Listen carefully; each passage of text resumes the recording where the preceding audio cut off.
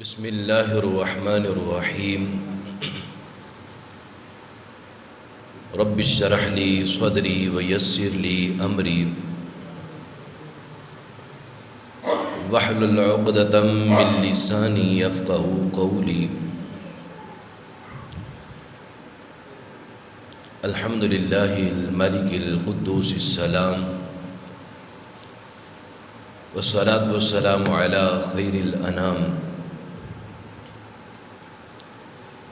وعلى آلہ واصحابہ ذوی اعلی المقام، اما بعد فاعوذ باللہ من الشیطان الرجیم، بسم اللہ الرحمن الرحیم۔ وَلَقَدْ نَصَرَكُمُ اللَّهُ بِبَدْرٍ وَأَنْتُمْ أَذِلَّةٌ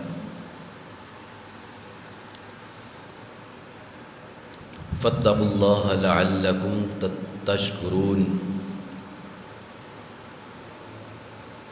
صدق اللہ مولانا العظیم وبلغنا رسولہ النبی الکریم الامین۔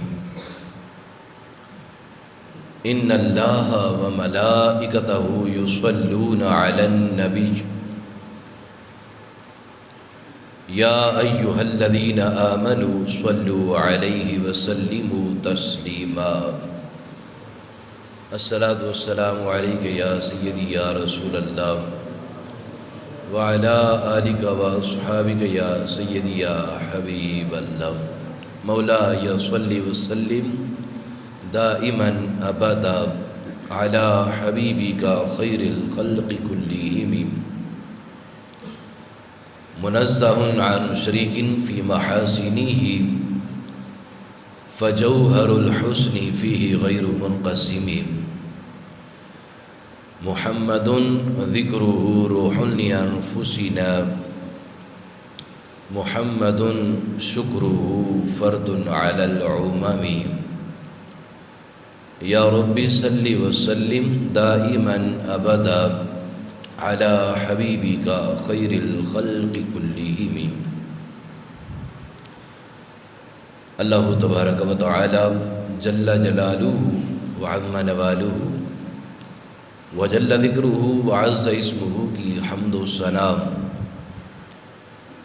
اور حضور سرور کائنات مفخر موجودات زینت بزم کائنات دستگیر جہاں غم گسار زماں سید سروراں حامی بے کساں قائد المرسلین ختم النبیین خاتم المعصومین احمد مجتبی جناب محمد مصطفیٰ علیہ السلام کے دربار گہربار میں ہدیہ درود و سلام عرض کرنے کے بعد میرے نہایت ہی واجب الاحترام ارباب فکر و دانش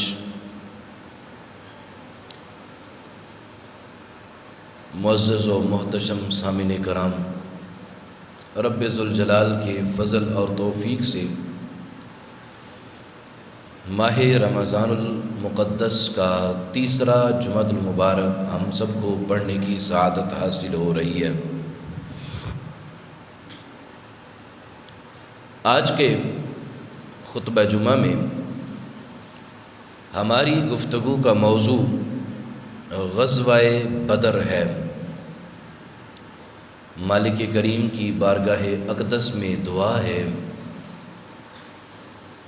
کہ غزوہ بدر کے صحابہ کرام جیسا جذبہ خدا ہمیں بھی عطا فرمائے، وہ ایمانی طاقت اللہ کریم ہمیں بھی عطا فرمائے۔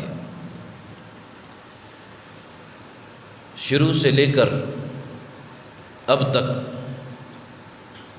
ہمیشہ سے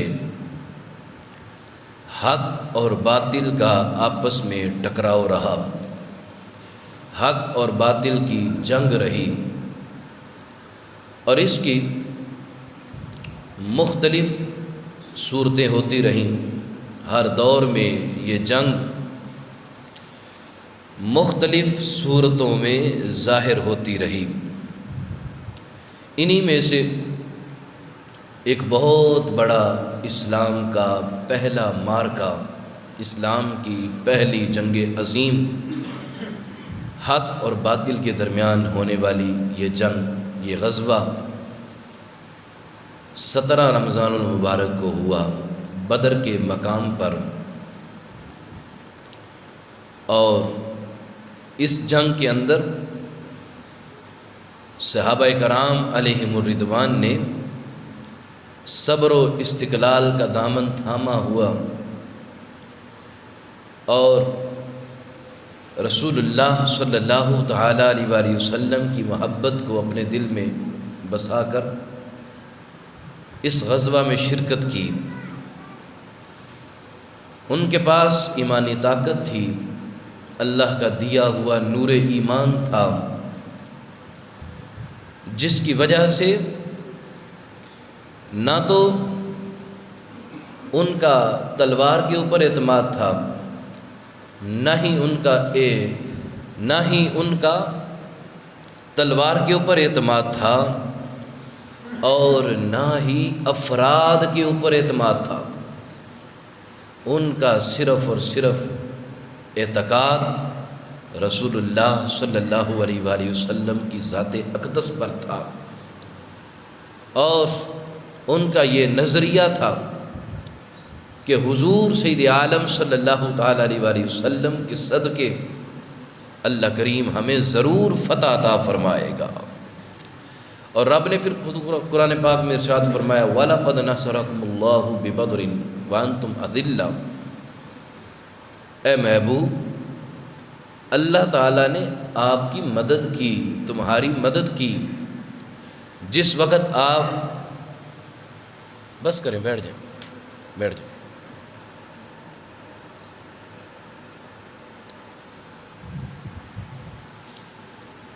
جس وقت آپ بدر میں تھے، وَأَنْتُمْ أَذِلَّةٌ، بظاہر آپ کے پاس کوئی ساز و سامان نہیں تھا، بظاہر آپ بے یار و مددگار تھے، کوئی زیادہ تلواریں نہیں تھیں آپ کے پاس، نیزے آپ کے پاس نہیں تھے، سواریاں نہیں تھیں آپ کے پاس، لیکن اس وقت محبوب اللہ نے آپ کی مدد فرمائی تھی، اور رسول اللہ صلی اللہ علیہ وآلہ وسلم کے صدقے پھر صحابہ کرام علیہم رضوان کو اللہ کریم نے فتح بھی عطا فرمائی تھی۔ اس کا واقعہ تو آپ سنتے رہتے ہیں۔ رسول اللہ صلی اللہ تعالیٰ علیہ وآلہ وسلم نے اپنے صحابہ کرام علیہم رضوان سے مشورہ کیا اس جنگ کے بارے میں۔ اب بظاہر صحابہ کرام علیہم رضوان کے پاس زیادہ کوئی سر و سامان نہیں تھا، نہ کوئی زیادہ سواریاں تھیں، نہ ہی مال و دولت تھا زیادہ، لیکن ان کے پاس ایک تھا جذبہ ایمانی، اور ایمانی جذبہ جس کے پاس ہوتا ہے اس کے سامنے کوئی بھی چیز نہیں ٹھہر سکتی ہے۔ وہ حفیظ جلندری مرحوم وہ کہہ گیا نا، فضائے بدر کو ایک آپ بیتی یاد ہے اب تک، فضائے بدر کو ایک آپ بیتی یاد ہے اب تک، یہ وادی نعرہ توحید سے آباد ہے اب تک، یہ وادی نعرہ توحید سے آباد ہے اب تک۔ اب ان کے پاس کتنے گھوڑے تھے، شمشیریں کتنی تھیں، سامان کتنا تھا، اس کو بیان کیا۔ تھے ان کے پاس 2 گھوڑے 6 6 زر ہیں 8 شمشیریں، تھے ان کے پاس 2 گھوڑے، 6 زر ہیں 8 شمشیریں، پلٹنے آئے تھے یہ لوگ دنیا بھر کی تقدیریں، پلٹنے آئے تھے یہ لوگ دنیا بھر کی تقدیریں، نہ تیغ و تیر پہ تکیہ، نہ خنجر پر نہ بھالے پر، نہ تیغ و، جو اردو جانتے ہیں ان کے لیے یہ ہے، نہ تیغ و تیر پہ تکیہ، نہ خنجر پر نہ بھالے پر، بھروسہ تھا تو ایک سادی سی کالی کملی والے پر، بھروسہ تھا تو ایک سادہ سی کالی کملی والے پر۔ ارے ان کو تلواروں پہ اعتماد نہیں تھا، شمشیروں پہ اعتماد نہیں تھا، ان کو اپنے نیزوں پر بھروسہ نہیں تھا۔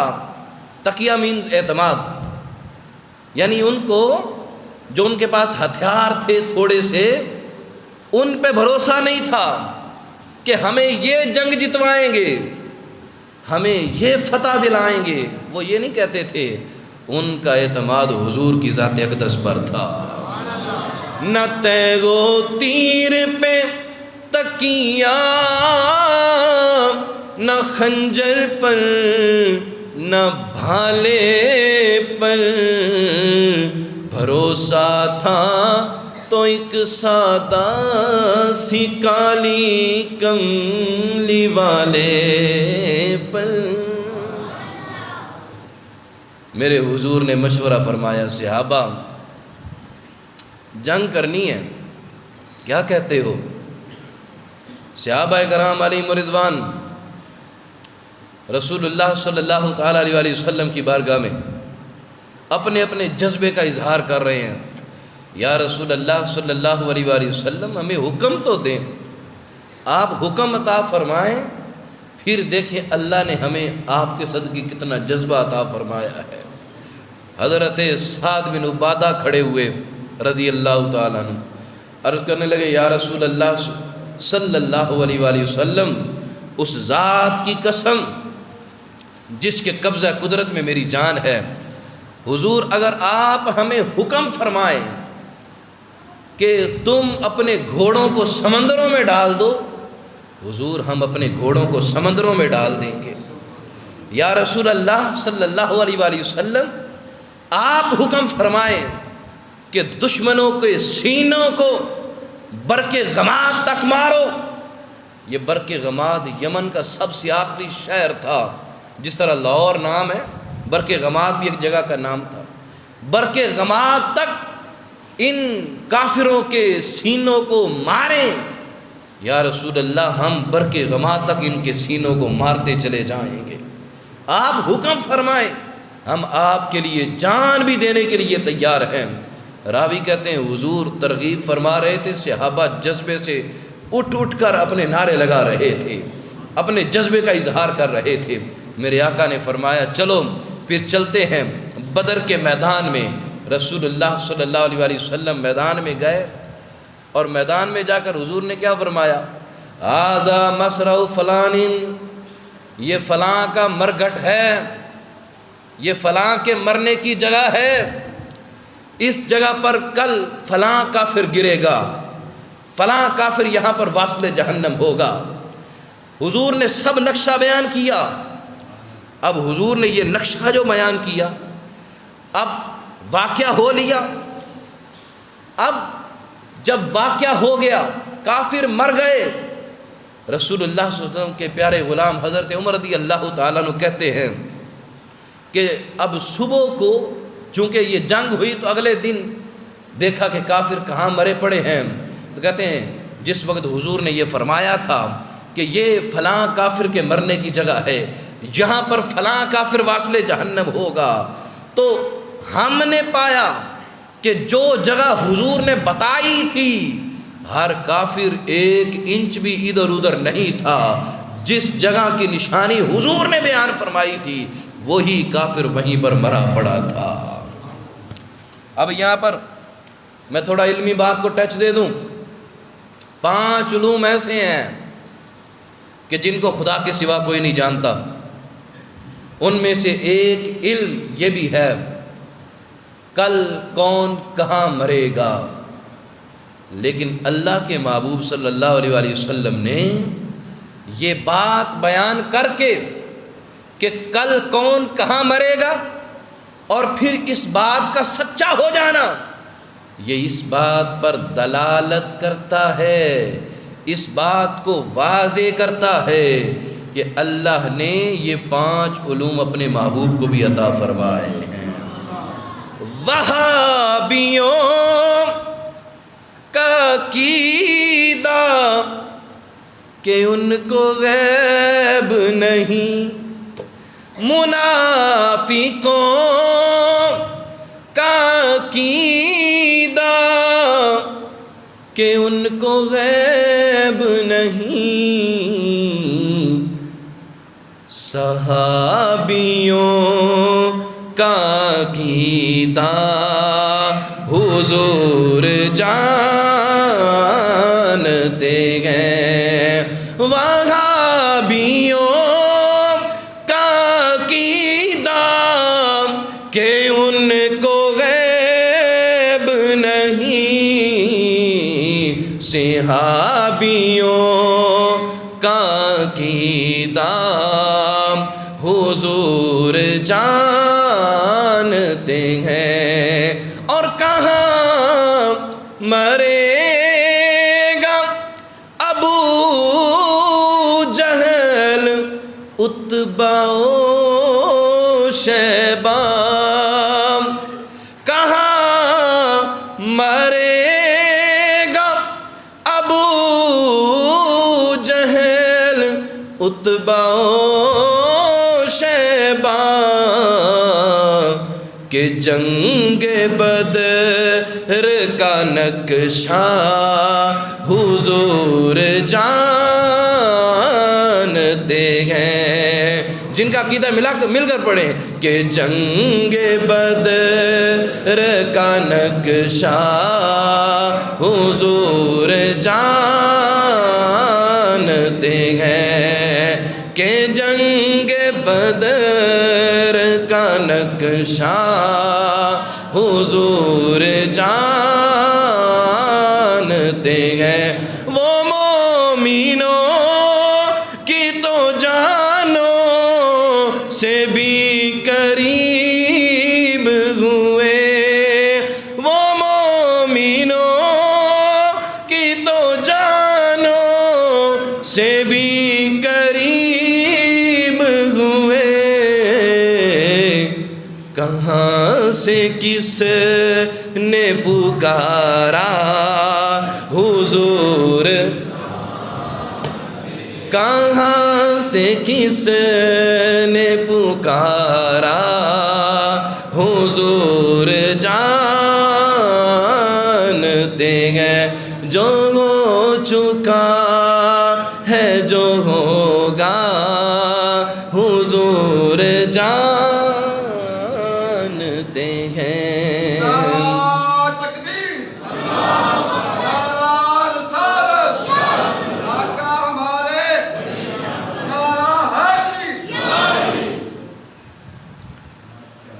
تو یہ دلیل ہے میرے حضور کے علم پر کہ اللہ نے اپنے محبوب کو علم غیب عطا فرمایا ہے۔ اور پھر یہاں عقیدہ تھوڑا سا اور بیان کر دوں۔ رسول اللہ صلی اللہ علیہ وآلہ وسلم جس وقت اگلے دن تشریف لے کر آئے کافروں کے پاس، ان کی لاشوں کو اٹھا کر کنویں میں پھینک دیا۔ اب حضور پوچھ رہے ہیں یا فلان ابن فلاں، اے فلاں بن فلاں، اے فلاں بن فلاں، هل وجدتم ما وعدکم اللہ ورسولہ حقا، کیا تم نے اس وعدے کو حق پا لیا ہے جو اللہ کے رسول نے اور اللہ نے تم سے فرمایا تھا؟ کیا تم نے اس وعدے کو سچا پا لیا ہے؟ فَإِنِّي وَجَدْتُ مَا وَعَدَنِ اللَّهُ حَقًّا، میرے رب نے جو مجھ سے وعدہ فرمایا تھا میں نے اس کو سچ پا لیا ہے، میں نے اس کو حق پا لیا ہے۔ اب حضرت عمر پاس کھڑے تھے، حضرت عمر رضی اللہ تعالیٰ عنہ عرض کرنے لگے، اور بعد میں آنے والے منافقوں کا منہ بند کرنے کے لیے اور ان کو پیغام دینے کے لیے جو آج اتنی دن لمبی زبان نکال کر بھونکتے ہیں میرے حضور کی ذات اقدس پر کہ ان کو تو معاذ اللہ دیوار کے پیچھے کا بھی علم نہیں ہے، اور انہوں نے اپنی کتابوں میں یہ لکھا ہوا ہے اور بڑے معصوم چہرے لے کر وہ پھر رہے ہوتے ہیں کہ ان سے بڑا تو نمازی کوئی نہیں ہے، ان سے بڑا تو کوئی پرہیزگار ہی نہیں ہے، ان سے بڑا تو کوئی حاجی ہی نہیں ہے، ان سے بڑا تو کوئی رب رب کرنے والا ہی نہیں ہے۔ میں نے کہا خدا خدا کرنا بعد میں کام آئے گا، حضور کی محبت پہلے دیکھی جائے گی کہ تیرے سینے میں ہے یا نہیں ہے۔ اگر حضور کی محبت سینے میں نہیں ہوئی تو تیرے ساری زندگی کے اعمال، اگرچہ تو نے زمین کے چپے چپے پر سجدہ کیا ہوگا، اگرچہ تو نے مسجد حرام میں اعتکاف کی حالت میں دن گزارے ہوں گے، وہ سارے کے سارے تیرے منہ پہ مار دیے جائیں گے اور کہا جائے گا تجھے پتہ نہیں تھا ہم نے ہر چیز اپنے محبوب کے لیے بنائی ہے۔ کس عبادت کی بات کرتے پھر رہے ہو؟ کس عبادت پر اتراتے ہو؟ کس قرآن کی تلاوت کے نعرے لگاتے ہو؟ ہم قرآن کی تلاوت کرنے والے ہیں، وہ اتنے نیک ہیں، پرہیزگار ہیں، وہ اتنے متقی ہیں۔ میرے حضور نے ان کے بارے میں فرمایا تھا کہ قرآن پڑھیں گے گلے سے نیچے نہیں اترے گا۔ حضور نے فرمایا تھا کہ ان کو جس وقت تم عبادت کرتا ہوا دیکھو گے تم ان کے سامنے اپنے آپ کو کم سمجھو گے، یار ہم تو کچھ بھی نہیں ہیں ان کے سامنے، اتنی عبادت کرنے والے، اتنی ریاضت کرنے والے، اتنا خدا کو یاد کرنے والے۔ فرمایا حقیقت میں وہ منافق ہوں گے، کلمہ پڑھنے والے ہوں گے، لیکن کلمہ سینے میں نہیں اترے گا، ان کے زبان سے صرف کلمہ پڑھیں گے، دل میں حضور کی محبت نہیں ہوگی۔ ارے قرآن اٹھا کر دیکھو، چیلنج کیا کرتا ہوں، اور صبح قیامت تک یہ چیلنج ہے میرا، جس وقت جس جگہ پر جس گود میں چاہو تم آؤ، یہ فقیر ہر لمحہ حاضر ہے، لیکن تمہیں ایک بات چیلنج کے ساتھ بتانا چاہتا ہوں، قرآن کی الحمدللہ کے الف سے لے کر والناس کی سین تک سارا قرآن اٹھا کے پڑھو، سارے قرآن کو دیکھو، ارے کہیں بھی اعمال کا ذکر پہلے نہیں ہے، جہاں پر بھی ذکر ہے پہلے ایمان کا ذکر ہے، اس کے بعد اعمال کا ذکر ہے۔ ان الذین آمنوا وعملوا الصالحات یا ایھا الذین آمنوا وعملوا الصالحات الذین آمنوا وعملوا الصالحات، کہیں یہ ذکر نہیں ہے کہ کسی نے نیک اعمال کیے ہیں یا نہیں کیے ہیں، نیک اعمال سے پہلے ایمان کو رب نے ذکر فرمایا اور گویا کہ پیغام دیا کہ ایمان کا تعلق پہلے ہے، اعمال کا تعلق بعد میں ہے۔ ایمان کے اندر کمی اگر ہوئی تو اعمال تو شیطان کے پاس بھی بڑے تھے، زمین کے چپے چپے پر سجدہ کیا تھا اس نے، فرشتوں کا استاد بن گیا تھا، لیکن رب کے سامنے کہنے لگا رب میں تجھے مانتا ہوں، تیری توحید کا اقرار کرتا ہوں، تو میرا خدا ہے، میں تیرا بندہ ہوں، میں بہت بڑا توحیدی ہوں، تیرے آدم کو سجدہ نہیں کروں گا، تیرے آدم کو سجدہ نہیں کروں گا کیونکہ یہ غیر اللہ کو سجدہ ہے، میں تو تجھے ہی پوجوں گا اور تو نے مجھے بہتر بنایا ہے۔ تو نے مجھے آگ سے اور اس کو مٹی سے بنایا ہے۔ ارے یہاں پر اعمال ہی تو تھے، ایمان نہیں تھا، ایمان برباد ہو چکا تھا۔ کیوں؟ اللہ کے نبی کی گستاخی کی تھی، بے ادبی کی تھی۔ تو مفسرین نے فرمایا کہ اگر کوئی نبی کی بے ادبی اور گستاخی کرے تو رب پوری زندگی کے اعمال کو نہیں دیکھتا۔ رب یہ نہیں دیکھتا یہ فرشتوں کا استاد ہے، رب یہ نہیں دیکھتا اس نے زمین کے چپے چپے پر سجدہ کیا ہے، رب یہ نہیں دیکھتا ہزاروں سال اس نے عبادت کر کے ماتھے پہ نشان بنا لیا ہوا ہے، یہ بہت بڑا توحیدی ہے۔ رب یہ دیکھتا ہے میرے نبی کا گستاخ ہے، رب لعنت کا توق گلے میں ڈال دیتا ہے، دھتکار دیتا ہے۔ اور آدم علیہ السلام کو بھی پہلے خبر دی، جس وقت آدم علیہ السلام رب کی بارگاہ میں توبہ کر رہے تھے، یا اللہ اس سونے محمد مصطفیٰ کا صدقہ دیتا ہوں، اس حضور نبی کا واسطہ دیتا ہوں جس کو تو نے اپنا محبوب بنایا ہے، میری توبہ کو قبول فرما۔ رب پوچھنے لگا، حالانکہ یہ بات بھی رب نے خود ہی حضرت آدم کے سینے میں دل میں ڈالی تھی کہ اس طرح میری بارگاہ میں یہ دعا کریں۔ رب پوچھنے لگا، آدم یہ تو بتا، میں نے تو ابھی اپنے محمد کو پیدا بھی نہیں کیا ہے، ان کو تو ظاہری طور پر ابھی دنیا میں بھی نہیں بھیجا، ظاہری طور پر ان کا جسم ہی نہیں بنا ہے، تو نے میرے محمد کا صدقہ مجھے کیسے دیا ہے، تجھے کیسے معلوم ہے؟ عرض کیا، اللہ جس وقت تو نے مجھے پیدا کیا تھا، میں نے جب آنکھیں کھولی میری نظر تیرے عرش کے پردوں پر پڑی تھی، میں نے وہاں دیکھا لکھا تھا لا الہ الا اللہ محمد الرسول اللہ، تو میں نے دیکھا خدا نے اپنے نام کے ساتھ ایک اور نام لکھا ہوا ہے، تو میں سمجھ گیا کہ کائنات میں سب سے بڑھ کر اللہ کو محبوب یہی ہستی ہوں گے، اس لیے تو اپنے نام کے ساتھ نام لکھا ہے۔ رب نے کہا، آدم اگر تو نے یہ جان ہی لیا ہے کہ میں نے وہ نام اپنے نام کے ساتھ لکھا ہوا تھا، پھر آدم یہ بھی سن لو وہ محبوب کوئی عام محبوب نہیں ہے، اگر میں نے اس محبوب کو بنانا نہ ہوتا تو آدم میں تجھے بھی پیدا نہ فرماتا۔ آدم میں نے تجھے بھی پیدا کیا ہے نا تو اس محبوب کی وجہ سے پیدا کیا ہے۔ تو قرآن کے اندر شروع سے لے کر آخر تک دیکھو، ایمان کا ذکر پہلے ہے، اعمال کا ذکر بعد میں ہے۔ گویا کہ رب نے پیغام دیا کہ ایمان میں کمی ہوگی تو ہزاروں سالوں کی عبادت بھی منہ پہ مار دی جائے گی، اگر ایمان مضبوط ہوا، میرے نبی کی محبت سینے میں ہوئی اور اعمال میں اگر کمی بھی ہوئی، میں رب غفور الرحیم ہوں، میں پھر بھی اپنے بندے کو معاف کر دوں گا۔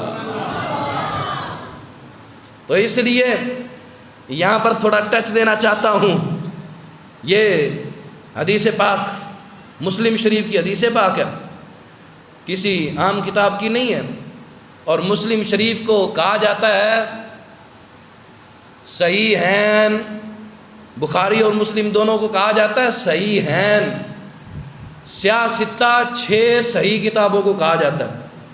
اب ان میں پھر مزید صحیحین ان دونوں کو کہا جاتا ہے، یعنی بخاری اور مسلم کو۔ تو مسلم کے اندر یہ حدیث پاک موجود ہے۔ حضرت عمر عرض کرنے لگے، یا رسول اللہ صلی اللہ علیہ وسلم، حضور یہ سنتے ہیں آپ ان کو کہہ رہے ہیں ہاں بھی فلاں اللہ نے وعدہ پورا کیا کہ نہیں کیا، تو آج مرا ہے کہ نہیں مرا، تو آج واصل جہنم ہوا یا نہیں ہوا، حضور آپ ان سے پوچھ رہے ہیں کیا یہ سنتے ہیں، کیا یہ آپ کا کلام سن رہے ہیں؟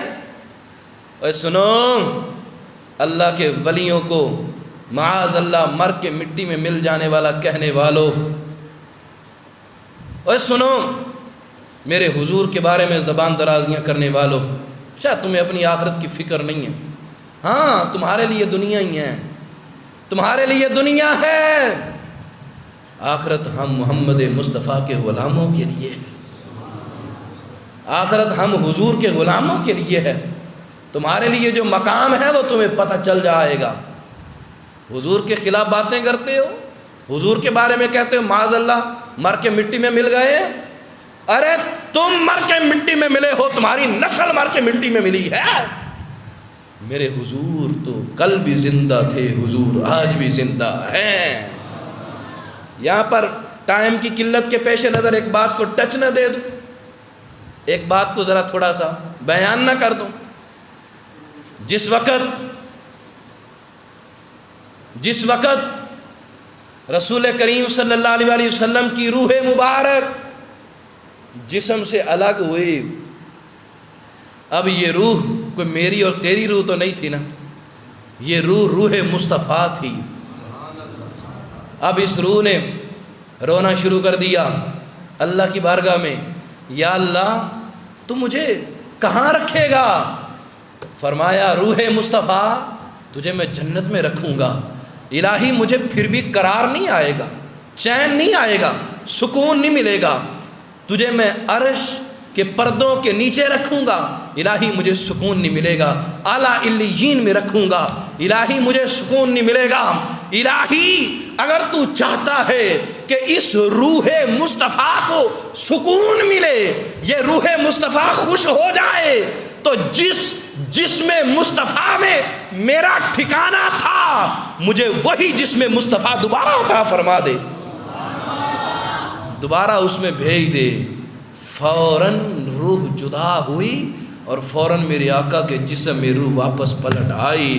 اسی وجہ سے میرے حضور نے فرمایا تھا کہ اللہ کے نبی زندہ ہوتے ہیں، اللہ کے نبی زندہ ہوتے ہیں، اور زمین کے لیے حرام ہے کہ وہ نبیوں کے جسم کو کھائے۔ اللہ کے نبی زندہ بھی ہوتے ہیں، ان کو قبروں میں رزق بھی دیا جاتا ہے۔ تو حضرت عمر رضی اللہ تعالیٰ عنہ عرض کرنے لگے حضور یہ سنتے ہیں؟ فرمایا ما انتم باسمع لما اقول منہم، یہ اتنا سنتے ہیں عمر، اتنا سنتے ہیں جتنا میری آواز کو تم بھی نہیں سنتے ہو، یہ تم سے بھی زیادہ میری آواز کو سن رہے ہیں، یہ تم سے بھی زیادہ میری بات کو سن رہے ہیں۔ حالانکہ ایک صحابی رسول حضرت عمر اور دوسری طرف کفار و مشرکین، لیکن یہ بتانا مقصد نہیں تھا کہ کافر اور مومن کا یہاں معاملہ ہے، بتانا یہ مقصد تھا کہ اگر کافر مر بھی جائے، اگر وہ موت کے گھاٹ اتر بھی جائے، واصل جہنم ہو بھی جائے، تو اس کی سماعت سننے کی جو طاقت ہے وہ پہلے سے بھی زیادہ تیز ہو جاتی ہے۔ تو مرے ہوئے کو یہ نہ سمجھنا کہ وہ سنتا نہیں ہے، عمر جس طرح تم میری بات سن رہے ہو وہ تم سے زیادہ میری بات کو سن رہا ہے۔ غیر انہم لا یستطیعون ان یردوا علی شیئا، ہاں جواب دینے کی ہمت نہیں ہے ان میں، جواب دینے کی طاقت نہیں ہے، جواب دینے کی استطاعت نہیں ہے، وہ تم سے زیادہ میری بات کو سن رہے ہیں۔ اور سنو، اپنا عقیدہ درست کرو۔ ارے ایک کافر، ازلی کافر، ابدی کافر، پکا کافر، حضور کی گستاخی کرنے والا کافر، حضور کی بے ادبی کرنے والا کافر، واصل جہنم ہونے والا کافر، وہ مر جائے تو حضور کہتے ہیں یہ سنتے ہیں، اگر حضور کا کلمہ پڑھنے والا ہو، حضور کی محبت سینے میں رکھنے والا ہو، دن رات حضور کی ذات اقدس پر درود و سلام کے نذرانے پیش کرنے والا ہو، تو اس بات سے یہ ثابت ہوتا ہے کہ وہ دنیا سے چلا جائے تو وہ بھی ہماری پکار کو سنتا ہے۔ ہم اللہ کے ولیوں کو پکارتے ہیں تو وہ ہماری پکار کو سنتے ہیں۔ اور پھر یہاں سے تھوڑا اوپر جاؤ تو اللہ کے نبی جب ایک کافر سنتا ہے تو اللہ کا ولی اور عام مومن بدرجہ اولا سنتا ہے، اور جب ایک مومن اور اللہ کا ولی سن سکتا ہے تو پھر اللہ کا نبی بدرجہ اولا سماعت فرماتا ہے۔ تو اس لیے عقیدوں کو مضبوط کرو، عقیدے کی زمین اگر مضبوط ہوگی نا تو پھل وہاں لگ ہی جائے گا. آب پاشی نہ بھی کرو گے وہاں پر تم فصل بیج دینا، وہاں پر اعمال کی زیادہ تم آب پاشی نہ بھی کرو گے، آنسوؤں کا پانی اس فصل کو نہ بھی لگاؤ گے، کچھ نہ کچھ کر لینا، باقی میرے حضور خود ہی سنبھال لیں گے، باقی میرے حضور خود ہی سنبھال لیں گے. اللہ معاف کرنے والا ہے. لیکن اگر وہ زمین بنجر ہوئی، ایمان کی زمین خراب ہوئی، کلر والی ہوئی، تو پھر یاد رکھنا جتنی مرضی آنسوؤں کے پانی اس فصل میں ڈالتے رہنا، جتنی مرضی آب پاشی کرتے رہنا، زمین ہی بنجر ہے تو کوئی کام نہیں آئے گی، کچھ کام نہیں آئے گا. اس لیے ایمان کو مضبوط کرو. اعمال بعد میں ہیں، ایمان پہلے ہے. ایمان ہی اس چیز کا نام ہے کہ حضور کی محبت کو دل میں بسایا جائے. حضور کی محبت سینے میں نہیں ہے تو کچھ بھی نہیں ہے. حضور کی محبت سینے میں ہے تو رب یہ دنیا بھی سنوار دے گا، رب آخرت بھی سنوار دے گا، اور ایمانی جذبہ بھی پھر حضور کے صدقے مل جائے گا. اور پھر اللہ تمہیں فتح بھی عطا فرمائے گا، اللہ تمہیں قوت بھی عطا فرمائے گا، طاقت بھی عطا فرمائے گا. پھر تم کسی میدان میں بھی ہارو گے نہیں، اس دنیا کے میدانوں میں بھی کامیابیاں تمہارے قدم چومے گی، اور آخرت میں بھی جنت کے دروازے تمہارے لیے کھلے ہوں گے. محمد کی محبت دین حق کی، بولو، دین حق کی شرط اول ہے. اپنے نبی کی محبت کے شعر ہی یاد نہیں ہے، دوڑے مائیے ٹپے جن مرضی تاڑے کو سن لئیے. محمد کی محبت دین حق کی شرط اول ہے. اسی میں ہو اگر خامی تو سب کچھ نامکمل ہے. اللہ ہمیں حضور سے سچی اور پکی محبت کرنے کی توفیق عطا فرمائے، اور ان صحابہ جیسا جذبہ اور نور ایمان اللہ ہمیں بھی عطا فرمائے کہ جنہوں نے تھوڑے سی تعداد میں ہو کر غزوہ بدر کو فتح کیا. اللہ ہمیں بھی وہ جذبہ عطا فرمائے. وآخر دعوایا ان الحمد للہ رب العالمین.